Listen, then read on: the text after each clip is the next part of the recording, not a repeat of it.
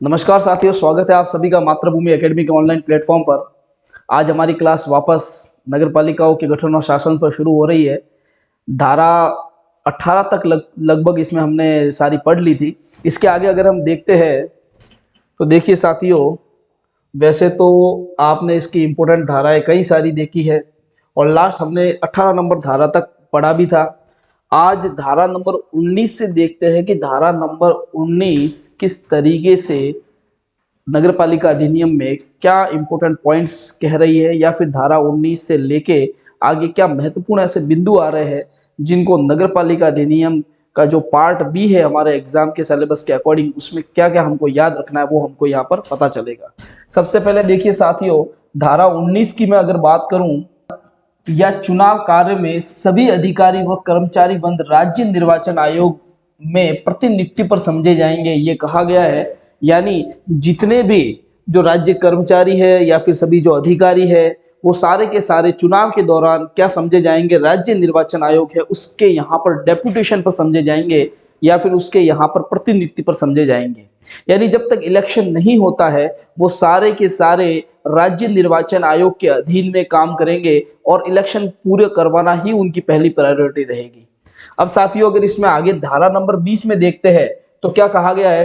धारा नंबर 20 कहती है कि निर्वाचक नामावलियों की तैयारी करने आदि से सशक्त पदीय कर्तव्यों का भंग, यानी अब इंपॉर्टेंट पॉइंट है यहाँ पर कर्तव्यों का भंग, यानी कर्तव्य निर्वहन कौन करेगा।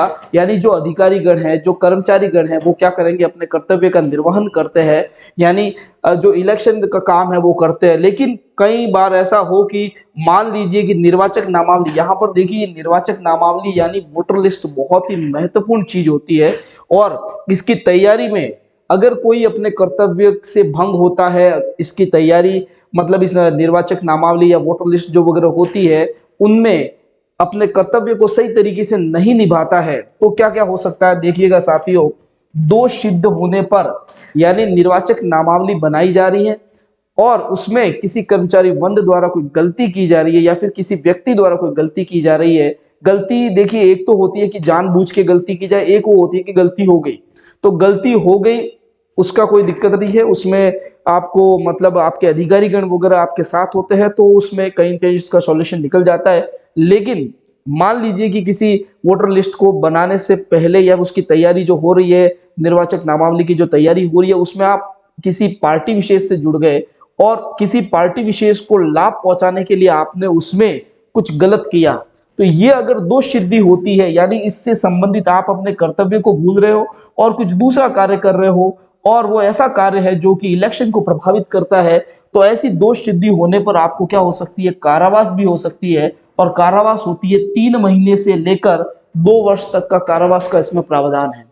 इसके आगे अगर देखेंगे तो जुर्माना भी हो सकता है, या जुर्माना या फिर कारावास। तो जुर्माना कितना हो सकता है, 1000 से लेकर 2000 तक का क्या हो सकता है, जुर्माना हो सकता है।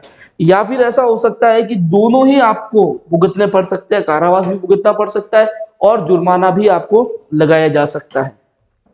अब साथियों, इंपॉर्टेंट बात, मैंने कहा कि किसी कर्मचारी वंद ने या फिर किसी व्यक्ति विशेष ने क्या किया है, निर्वाचक नामावली की तैयारी करने में अपने कर्तव्यों से वो क्या हुआ है, भंग हुआ है, अपने कर्तव्य को उसने नहीं निभाया है। ठीक है, तो देखिए सबसे पहली बात कि भाई जो उसने कर्तव्य नहीं निभाया है उसके खिलाफ कार्रवाई हो रही है, तो कार्रवाई को डायरेक्टली ऐसे नहीं होती है, कार्रवाई में दोष सिद्धि होनी चाहिए। दोष सिद्धि होने के बाद उनके ऊपर के जो अधिकारी है वो शिकायत करेंगे, आगे कोर्ट में मतलब केस करेंगे या फिर वो शिकायत करेंगे, तब जाके उनको सजा होती है। ठीक है, तो तब जाके इस सजा का प्रावधान है। यानी देखिए, अब ये जो दोनों ही कारावास या फिर जुर्माना है, इसके लिए क्या है, इसके लिए क्या होता है, इसके लिए राज्य निर्वाचन आयोग, मुख्य निर्वाचन अधिकारी या फिर जिला निर्वाचन अधिकारी, इनमें से कोई एक क्या करेगा, आपकी शिकायत करेंगे और शिकायत करने पर शिकायत की जाएगी तभी क्या है, न्यायालय उसको संज्ञान में लेगा और तभी क्या है, न्यायालय को न्यायालय जो है वो अपराध को संज्ञान में लेकर क्या करेगा, मतलब जो भी आपको कारावास देना या जुर्माना देना, जैसा मतलब दोष है उसके हिसाब से आपको सजा सुनाई जाती है। ठीक है, अगर ये शिकायत नहीं करते हैं तो किसी भी प्रकार से न्यायालय इसमें संज्ञान नहीं ले सकता। यानी इस जो निर्वाचक नामावली में कर्तव्य भंग से संबंधित जो धारा 20 जो कह रही है, इसमें स्पष्ट कहा गया है कि किसी भी व्यक्ति द्वारा या कर्मचारी के द्वारा कर्तव्यों का भंग करने पर सबसे पहले राज्य निर्वाचन आयोग, मुख्य निर्वाचन अधिकारी या जिला निर्वाचन अधिकारी क्या करेंगे, इसकी शिकायत करेंगे। अगर ये शिकायत दर्ज करवाते हैं तब जाकर न्यायालय क्या करेगा, इसके अपराध को संज्ञान में लेगा। नहीं तो न्यायालय को इसका अधिकार नहीं है कि वो डायरेक्टली इस जो भी चुनाव से संबंधित जो मैटर है उसको संज्ञान में ले। यानी इनकी शिकायत पर ही न्यायालय क्या करेगा, आगे कार्रवाई करेगा। इसके आगे साथियों अगर हम देखें तो धारा नंबर 21 क्या बता रही है, इंपोर्टेंट धारा है ये। धारा नंबर जो 21 है, तो सबसे पहले तो धारा पे ही प्रश्न बन सकता है कि धारा नंबर 21 किससे संबंधित है। ठीक है, तो धारा नंबर 21 संबंधित है सदस्य होने के लिए अहिर्त व्यक्ति, यानी कोई व्यक्ति अगर सदस्य बनना चाहता है तो उसमें क्या अर्हता होना चाहिए। कौन कौन से व्यक्ति इसके लिए क्या हो सकते हैं, अहिर्त हो सकते हैं। ठीक है, तो देखिए सदस्य होने के लिए जो अहिर्त व्यक्ति होंगे वो धारा 6 और धारा 24 के उपबंधों के अधीन अर्हता हासिल करेंगे, या उनकी धारा 6 और 24 के अधीन जो उपबंध है उनके अधीन क्या होनी चाहिए, उनकी अर्हता होनी चाहिए। तो ये मोस्ट इंपोर्टेंट है कि भाई जो सदस्य बनने के लिए अर्हताएं होती है वो कौन सी धाराओं या कौन से उपबंधों के अधीन होती है, तो 6 और 24 के उपबंधों के अधीन होती है। तो धारा नंबर 6 और धारा नंबर 24 के उपबंध जो है उनके अधीन हमको यहाँ पर अर्हताओं को समझना पड़ेगा। तो अर्हता में सबसे पहले अगर आप देखोगे, जो सबसे पहली अर्हता क्या है साथियों, देखना SC ST OBC आरक्षित सीट के लिए SC ST OBC वर्ग का ही सदस्य हो, ये बात इंपॉर्टेंट है। यानी SC ST OBC की जो आरक्षित सीट है अगर उस पर किसी व्यक्ति का चयन होगा या फिर कोई व्यक्ति अगर उसमें सदस्य चुना जाएगा तो वो इसी कैटेगरी से होना चाहिए। अगर वो इस कैटेगरी से नहीं है तो वो इसके लिए अर्हत नहीं है, यानी इस सीट पर तो कम से कम वो अर्हत नहीं होगा। यानी SC ST OBC की रिजर्व सीट है और यहाँ पर कोई दूसरा कैंडिडेट चुनाव लड़ना चाहता है इस कैटेगरी के अलावा तो वो यहाँ पर लड़ नहीं सकता। ठीक है, इसके आगे देखिए अर्हता तो सिंपल सी बात है, अगर SC ST OBC की सीट जो है उस पर चुनाव लड़ने के लिए उस कैटेगरी का सदस्य भी होना चाहिए और साथ में नगर पालिका के किसी वार्ड का निर्वाचक होना चाहिए। तो जिस नगर पालिका के चुनाव हो रहे हैं उसमें से किसी भी वार्ड का वो क्या होना चाहिए, निर्वाचक होना चाहिए। तो ये कंडीशन तो आपको हर जगह मिलेगी, यानी नगर पालिका के किसी वार्ड का तो निर्वाचक होना ही चाहिए। नेक्स्ट अगर आप देखोगे तो आरक्षित महिला सीट के लिए, अब इंपोर्टेंट बात वापस के भाई आरक्षित महिला सीट यानी जो महिलाओं के लिए कोई आरक्षित सीट है तो उस महिला आरक्षित सीट के लिए वहां पर महिला ही चुनाव लड़ सकती है, यानी महिला सदस्य ही होना चाहिए। यानी ये अर्हता होनी चाहिए उस व्यक्ति में कि इस सीट पर मैं लड़ना चाहता हूं और ये महिला सीट है तो वो व्यक्ति या फिर वो जो पर्सन है वो क्या होना चाहिए, महिला ही होना चाहिए। नेक्स्ट वो नगर पालिका के किसी भी वार्ड का क्या होना चाहिए, सदस्य होना चाहिए। ये तो आपको मैंने बता दिया कि ये क्वालिफिकेशन तो या फिर ये अर्हता तो उसमें होनी ही चाहिए। नेक्स्ट अगर आप देखोगे SC ST OBC की महिलाओं के लिए कोई आरक्षित सीट है, यानी SC ST OBC और उसमें भी मतलब SC SC OBC की आरक्षित सीट है और वो भी महिला की, तो उसमें SC ST OBC का कैंडिडेट होना चाहिए और उसमें भी महिला ही होना चाहिए। अगर मैं कहूं कि SC ST और OBC की कोई आरक्षित सीट है और वो महिला की सीट है, अगर वहां पर कोई SC ST OBC का कोई आदमी चुनाव लड़ना चाहे तो लड़ सकता है, तो साथियों नहीं लड़ सकता। SC ST OBC की आरक्षित सीट अगर महिला की है तो वहां पर महिला कैंडिडेट ही होनी चाहिए और वो भी SC ST OBC की कैटेगरी की ही होनी चाहिए। और साथ में नगर पालिका के किसी वार्ड का वो निर्वाचक भी होना चाहिए, यानी मतलब नगर पालिका के किसी वार्ड का वो सदस्य भी होना मतलब निर्वाचक होना चाहिए।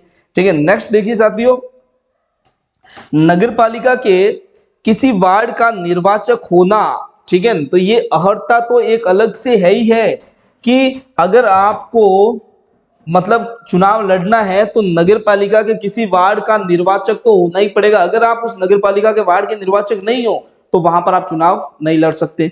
दूसरा एक उम्र का भी इसमें प्रावधान है कि उम्र कितनी होनी चाहिए, तो नगर पालिका के जो इलेक्शन होते हैं उसमें कम से कम 21 वर्ष की आयु प्राप्त जिसने कर ली है वो इलेक्शन लड़ सकता है। तो मोस्ट इंपोर्टेंट ये क्वेश्चन बन सकता है कि नगर पालिका के चुनाव में कितने वर्ष की आयु प्राप्त कर ली हो वह व्यक्ति चुनाव लड़ सकता है। तो 21 वर्ष की आयु जिसने प्राप्त कर ली है वह चुनाव लड़ सकता है।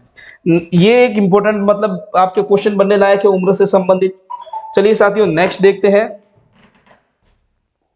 नेक्स्ट अब देखो ये भी अर्हता में ही आ रहा है, यानी जो उक्त अहर्ता है, इसके आगे जो हमने अहर्ताएं देखी है, उक्त अहर्ताओं के अलावा यदि कोई व्यक्ति या सदस्य उस परिसर में निवास करता है जहां पर स्वच्छ कार्यशील शौचालय नहीं रखता है और उसके परिवार का कोई सदस्य खुले में शौच जाता है, तो बहुत ही महत्वपूर्ण बात कि देखो ये धाराएं, जो इस धाराओं में जो ये उपबंध है, ये अभी इस हाल फिलहाल में जोड़े गए हैं और इसमें क्या कहा गया है, कोई व्यक्ति या सदस्य, ठीक है, उस परिसर में रहता है, यानी ऐसी जगह पर, ऐसे मकान में, ऐसे जगह पर वो निवास करता है जहां पर क्या है, स्वच्छ कार्यशील शौचालय नहीं है। तो इंपॉर्टेंट बात, स्वच्छ कार्यशील शौचालय जिसके घर में होगा वही यहाँ पर नगर पालिका सदस्य का चुनाव लड़ सकता है। दूसरा कि भाई अगर कोई व्यक्ति भले उसके घर में स्वच्छ कार्यशील शौचालय है और उसका परिवार का कोई सदस्य, अगर वो उसका परिवार का सदस्य या फिर वो व्यक्ति खुद भी या खुले में शौच जाते हैं, तो क्या है, वो इसके लिए अहर्त नहीं होंगे, वो चुनाव नहीं लड़ सकते। अब देखिए यहाँ पर दो इंपॉर्टेंट बातें आई है। एक तो इंपॉर्टेंट बात यहाँ पर ये आई है कि स्वच्छ कार्यशील शौचालय, तो स्वच्छ कार्यशील शौचालय से क्या मतलब है, तो स्वच्छ कार्यशील शौचालय की नगर पालिका अधिनियम के उपबंधों में कुछ परिभाषाएं हैं, या फिर मैं कहूं कि भाई उसके बारे में समझाया गया है कि ये शौचालय है स्वच्छ कार्यशील कैसा होगा। तो देखिए इसमें 3 दीवार होगी। कितनी दीवार होगी? 3 दीवार होगी, एक दरवाजा होगा, एक छत होगी। तो सीधी सी बात है, पूरी तरीके से बंद होगा, 3 दीवारें होगी, ऊपर छत होगी और एक क्या होगा इसमें, ये दरवाजा होगा। तो इस प्रकार ये शौचालय की कंडीशन है। दूसरा, जलबंद वाटर शील्ड व्यवस्था, यानी पानी की व्यवस्था इसमें होगी, ठीक है। तो इस तरीके से हम कह सकते हैं कि उसके ऊपर भले टंकी लगी हो या फिर नल हो या फिर बाल्टी वगैरह जो भी है, या पानी की जो व्यवस्था है वो होनी चाहिए, वाटर शील्ड होना चाहिए ये, ठीक है। नेक्स्ट कहा गया था इसमें कि परिवार का कोई सदस्य, तो देखिए परिवार का कोई सदस्य, परिवार के सदस्य में कौन कौन आएंगे, तो उन्हीं को इसमें माना जाएगा कि जैसे उस व्यक्ति, अगर व्यक्ति आदमी है तो उसकी पत्नी, अगर व्यक्ति महिला है तो उसका पति और उसके बच्चे, साथ में उनके साथ रहने वाले माता पिता, यानी इसमें परिवार में कौन कौन आ रहा है, परिवार में आएंगे माता पिता, उनके बच्चे और वो पति पत्नी। तो इनमें से कोई भी अगर ये खुले में शौच जाते हैं तो क्या होगा, वो व्यक्ति उसके लिए अहर्त नहीं होगा, मतलब उस जो इलेक्शन है उस इलेक्शन के लिए उसकी अहर्ताएं नहीं होगी। तो इस प्रकार ये हमने देखा कि बहुत ही इंपॉर्टेंट इसमें कुछ पॉइंट्स बताए गए हैं कि भाई धारा 21 क्या है, किसी व्यक्ति के अहर्त होने से संबंधित कौन कौन से व्यक्ति इलेक्शन लड़ने के लिए अहर्त होंगे, कौन कौन सी सीटों पर इलेक्शन लड़ने के लिए अहर्त होंगे, ये इसमें क्लियर बताया गया है। अब देखिए साथियों, ये धारा 21 थी और इसी का एक पार्ट दूसरा है 21 का, क्या है, धारा 21 का। अब धारा 21 का क्या है उसको मैं समझाता हूं। धारा 21 का है, कतिपय स्थानों पर जो है, कतिपय स्थान है उनके लिए विशेष अहर्ता, यानी कुछ ऐसे स्थान या फिर कुछ ऐसे वार्ड जिनके लिए विशेष अहर्ता। और विशेष अहर्ता से आप समझोगे क्या है, राज्य सरकार नगर पालिका अधिनियम के किसी उपबंध के प्रतिकूल बात होते हुए भी, यानी जैसे SC SC OBC की वार्ड की, मतलब मैं कहूँ SC ST OBC का आरक्षित वार्ड है, वहां पर उनके लिए आरक्षित सीट पर उसी कैटेगरी का चुनाव मतलब कोई व्यक्ति लड़ सकता है। एग्जाम्पल बता रहा हूँ। लेकिन मान लीजिए कि भाई कुछ बात प्रतिकूल है, यानी जो उपबंध में लिखा हुआ है, जो अधिनियम में लिखा हुआ है, वो बातें फुलफिल नहीं हो रही है, वो पूरी नहीं हो रही है, ठीक है। उसके बाद भी क्या हो सकता है, राज्य सरकार क्या कर सकती है, प्रतिकूल होते हुए भी नगर पालिका के कुछ ऐसे स्थानों पर या फिर कुछ ऐसे स्थानों को राज्य सरकार क्या कर सकती है, विहित रीति से अवधारित कर सकती है। क्या कर सकती है, विहित रीति से अवधारित कर सकती है, यानी उनमें कुछ स्पेशल कंडीशन लगा सकती है और विशेष अहर्ता मतलब वहां पर अप्लाई कर सकती है कि भाई इस मतलब ये इस वार्ड के लिए ये उपबंध होने चाहिए, लेकिन वो उपबंध फुलफिल नहीं हो रहे, प्रतिकूल है, ठीक है। प्रतिकूल बात होते हुए भी राज्य सरकार क्या कर सकती है, कुछ विशेष वार्डों के लिए विशेष अहर्ताएं लागू कर सकती है और वहां पर चुनाव करवा सकती है। तो विशेष अहर्ता यानी ऐसे स्थान पर निर्वाचन के लिए पात्र सदस्य की आयु वर्ग कितना होना चाहिए, 21 से 35 वर्ष के बीच हो, ठीक है। यानी ऐसे विशेष अहर्ता वाले जो स्थान राज्य सरकार चुनेगी वहां पर आयु वर्ग कितना होगा, 21 से 35 वर्ष। तो बहुत ही महत्वपूर्ण प्रश्न बनता है, ये प्रश्न इंपॉर्टेंट हो गया कि जो विशेष अहर्ता वाले वार्ड है या विशेष अहर्ता वाले जो स्थान है जो राज्य सरकार विहित रीति से अवधारित करती है, तो उनमें किसी व्यक्ति की या फिर उस सदस्य की आयु कितनी होनी चाहिए? 21 से 35 वर्ष होनी चाहिए।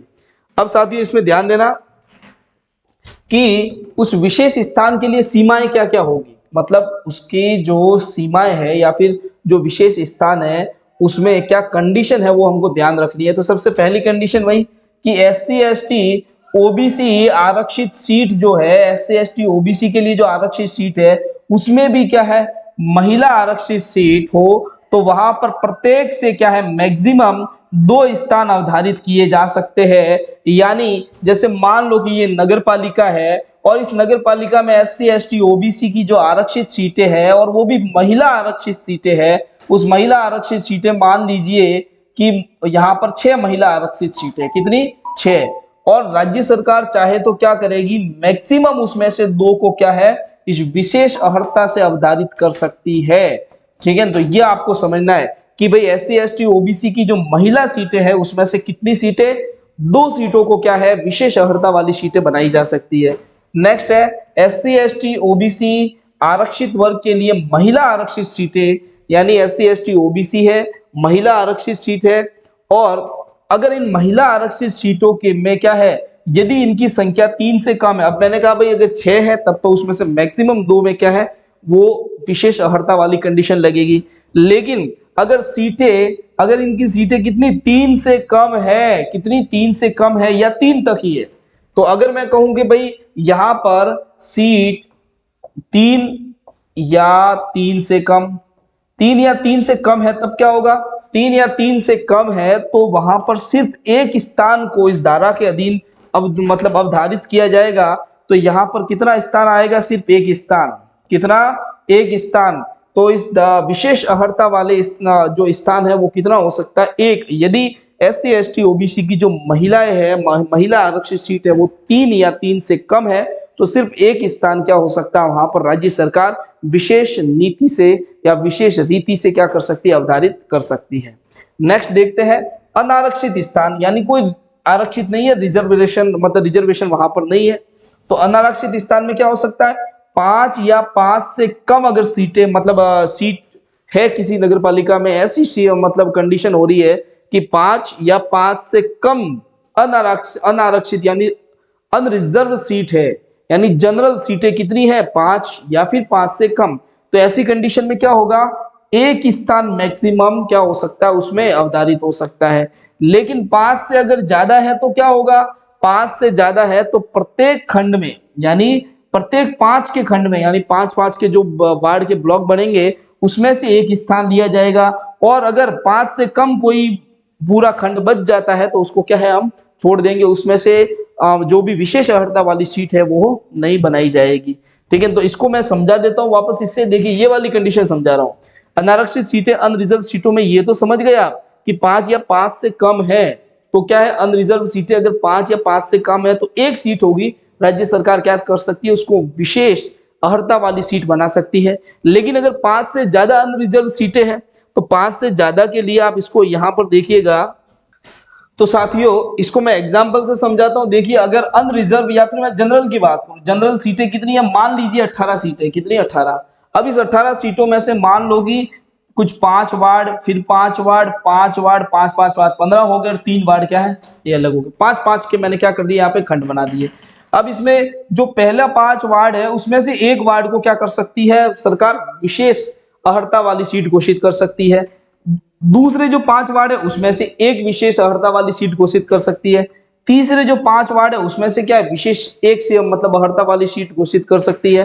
ठीक है, एक मतलब विशेष अर्हता वाली सीट घोषित कर सकती है। और ये जो 3 बच गए, ये 5 का खंड पूरा नहीं बना रहे हैं तो इनको क्या है, छोड़ दिया जाएगा, इनमें से किसी भी को भी विशेष अर्हता वाली सीट नहीं बनाया जाएगा। तो ये बहुत ही महत्वपूर्ण आपने डाटा यहाँ पर शेयर किया है, उसको समझा है कि अगर किसी नगर पालिका वार्ड में अनरिजर्व सीट होती है, वो भी 5 से ज्यादा, तो क्या होगा, प्रत्येक 5 के खंड में से एक को क्या किया जाएगा, इसमें विशेष अर्हता वाली सीट बनाया जा सकता है राज्य सरकार के द्वारा।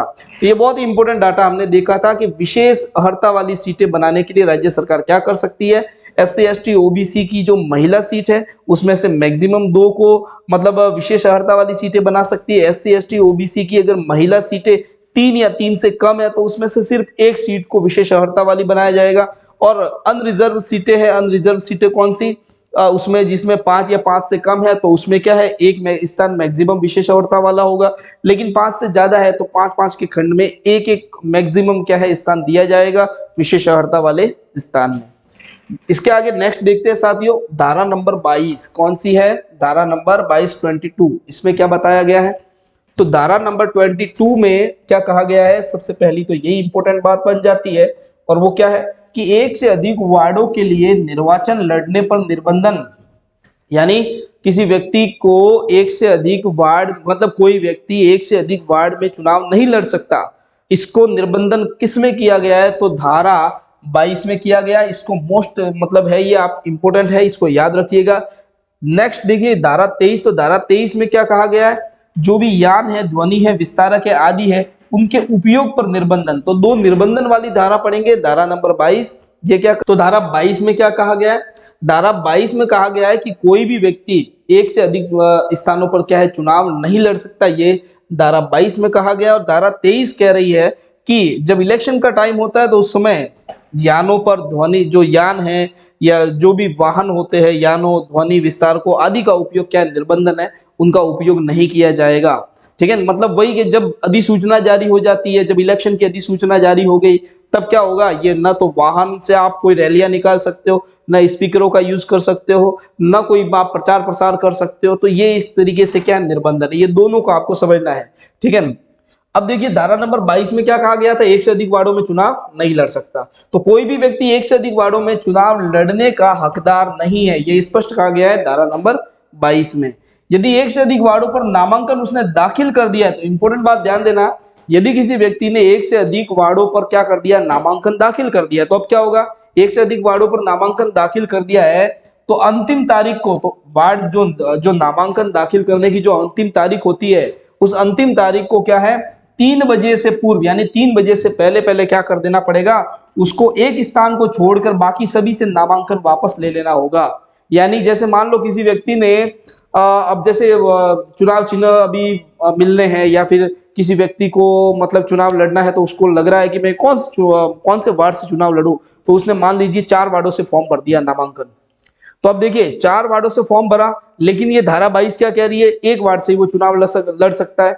तो जो नामांकन की जो अंतिम तारीख होती है उस दिन क्या करेगा, वो व्यक्ति चारों में से किसी एक वार्ड को सेलेक्ट रखेगा और बाकी जो 3 वार्ड है उनको क्या कर देगा, उनसे वो अपना नामांकन वापस खींच लेगा। ठीक है, तो ये इंपॉर्टेंट बात याद रखनी, और वो समय याद रखना जो अंतिम तारीख होती है उसके 3 बजे से पहले। तो इंपॉर्टेंट क्वेश्चन बनता है कि नामांकन वापस खींचने का समय कितना है, तो 3 बजे से पूर्व, ये प्रश्न बन सकता है।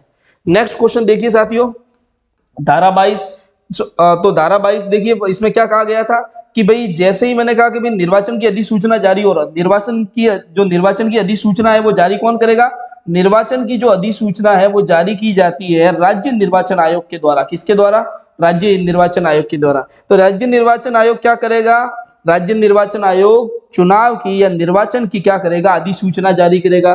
तो जिस दिन उसने अधिसूचना जारी की और निर्वाचन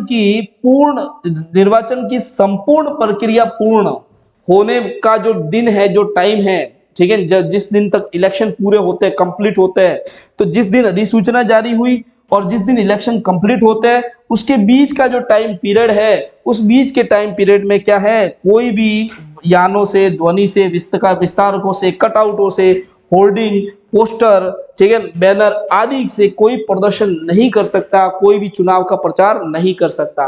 तो इंपॉर्टेंट बात है।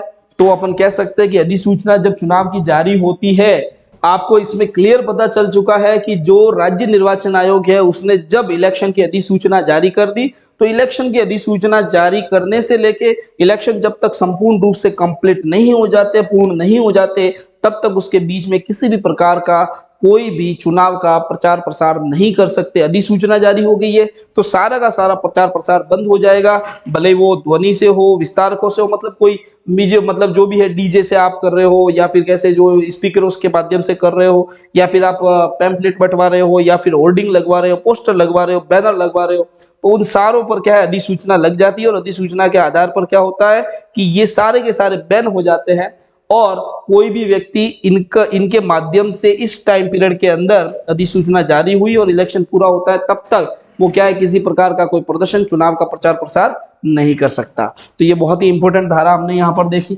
आयोग द्वारा आरोपित निर्बंधों पर, अब देखो आयोग ने तो कह दिया कि भाई अधिसूचना जारी होने और चुनाव के पूर्ण होने तक कोई भी इस प्रकार से चुनाव में प्रचार प्रसार, मतलब जो भी चुनाव का टाइम इसमें आया है उसमें प्रचार प्रसार नहीं कर सकता।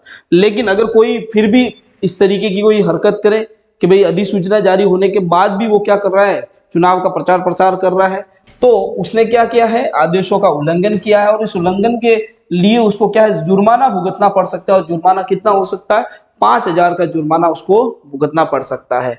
नेक्स्ट साथियों देखिए, तो मतलब ये उपधारा 2 बता रही है, यानी 23 की उपधारा 2 में कहा गया है कि अगर आयोग द्वारा जो आरोपित निर्बंध है उनका उल्लंघन किया जाता तो जुर्माना कितना हो सकता है, 5,000 का हो सकता है। मोस्ट इंपोर्टेंट ये भी एक क्वेश्चन बनता है। नेक्स्ट साथियों देखना, उपरोक्त 2 के, यानी ये 2 वाली जो जुर्माने की बात है उसमें उपरोक्त 2 के अधीन कोई दंडित व्यक्ति, अगर किसी को दंडित कर दिया गया उपरोक्त 2 के अधीन, जो उपरोक्त उपधारा 2 है उसके अधीन किसी पर जुर्माना लगा दिया गया है, तो क्या होगा, राज्य निर्वाचन आयोग के आदेश पर, किसके आदेश पर, राज्य निर्वाचन आयोग के आदेश पर सदस्य चुने जाने के लिए उसको निर्हरित किया जा सकता है, उसको बाउंड किया जा सकता है, ठीक है, उसको निर्हरित किया जा सकता है कि भाई वो अब क्या है, इलेक्शन नहीं लड़ सकता, तो उसको सदस्य चुने जाने के लिए निर्हरित किया जा सकता है। और ये निर्हरित करने का आदेश कौन देगा, राज्य निर्वाचन आयोग देगा, ठीक है। और इसकी अवधि क्या हो सकती है कि आदेश, जिस दिन आदेश दिया उस, मतलब जिस दिन वो आदेश दे रहे आदेश से 6 वर्ष मैक्सिमम की क्या है, उस पर बाउंडेशन लगाया जा सकता, उस पर चुनाव लड़ने का प्रतिबंध लगाया जा सकता। जैसे ही आदेश जारी करेगा राज्य निर्वाचन आयोग, तो उस दिन से लेके 6 साल तक का जो टाइम पीरियड हो सकता है उसमें से कोई भी टाइम पीरियड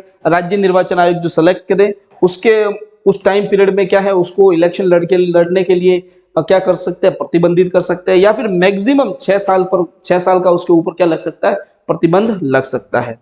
नेक्स्ट देखना, इंपॉर्टेंट बात है यहाँ पर, और वो ये है कि राज्य निर्वाचन आयोग लेखबद्ध कारणों से, क्या है साथियों यहाँ पर इंपॉर्टेंट याद रखना है बात, लेखबद्ध कारणों से किसी व्यक्ति की निर्भरता हटा सकता है, यानी लेखबद्ध कारणों से या कुछ महत्वपूर्ण ऐसे लिखित कारणों से क्या कर सकता है, इसके ऊपर जो निर्भरता लगाई थी उसको हटा सकता है। और हटाते ही क्या होगा, ठीक है, या फिर उसकी कालावधि को कम कर सकता है, या फिर जो निर्भरता लगाई थी उसकी कालावधि को कम कर सकता है। मान लो कि 6 साल की निर्भरता लगाई थी उसको 3 साल कर दिया, ठीक है, तो उसके लिए क्या होने चाहिए, लेखबद्ध कारण होने चाहिए, ठीक है। तो ये इंपॉर्टेंट बात आपने देखी कि भाई किसी व्यक्ति पर अगर जुर्माना लगाया जाता है तो जुर्माना लगा के भी उसको छोड़ सकते हैं, नहीं तो राज्य निर्वाचन आयोग कोई ऐसा मामला हो कि वो संगीन मामला है तो राज्य निर्वाचन आयोग आदेश दे सकती है कि भाई सदस्य को चुनाव लड़ने से प्रतिबंधित किया जाए। और प्रतिबंधित कितना कर सकते हैं, आदेश से लेकर मैक्सिमम 6 साल तक। तो ये इंपॉर्टेंट क्वेश्चन बन सकता है कि राज्य निर्वाचन आयोग के जो उपबंध है या फिर जो आयोग के जो आरोपित निर्बंध है उनका अगर उल्लंघन करता है तो कितने समय के लिए उसको चुनाव लड़ने से निरस्त किया जा सकता है। तो आदेश से लेकर मैक्सिमम 6 साल तक क्या किया जा सकता है, उसको चुनाव लड़ने से प्रतिबंधित किया जा सकता है। और की उपधारा 4 है, और उपधारा 4 क्या है, ये उपधारा 4 कह रही है कि उपधारा 2 के अधीन, यानी जो राज्य निर्वाचन आयोग है उसके जो आरोपित निर्बंध है उसका कोई उल्लंघन करता है तो वो क्या एक तरीके से अपराध है। तो इसके लिए जुर्माना उस पर कैसे लगेगा, उसको सजा उस व्यक्ति को कैसे मिलेगी, इसके लिए क्या होगा, राज्य निर्वाचन आयोग देगा, क्या मतलब राज्य निर्वाचन आयोग क्या करेगा, आदेश देगा अधिकारी को, और अधिकारी क्या करेगा, परिवाद दायर करेगा और उसके बाद उस पर कार्रवाई की जाएगी, उस व्यक्ति विशेष पर कार्रवाई की जाएगी। तो इस प्रकार हमने ये बहुत ही महत्वपूर्ण धाराएं देखी है और यहाँ पर हमने आज धारा 23 तक का ये पार्ट कंप्लीट किया है। इसके आगे हम धारा नंबर 24 से नेक्स्ट वीडियो में मिलेंगे। साथियों इससे पहले अगर आपने चैनल को लाइक और सब्सक्राइब नहीं किया है तो लाइक और सब्सक्राइब करिएगा और शेयर करिएगा ज्यादा से ज्यादा व्यक्तियों के पास, ताकि हम आपके लिए इससे भी बेहतर वीडियो लेके आ सके।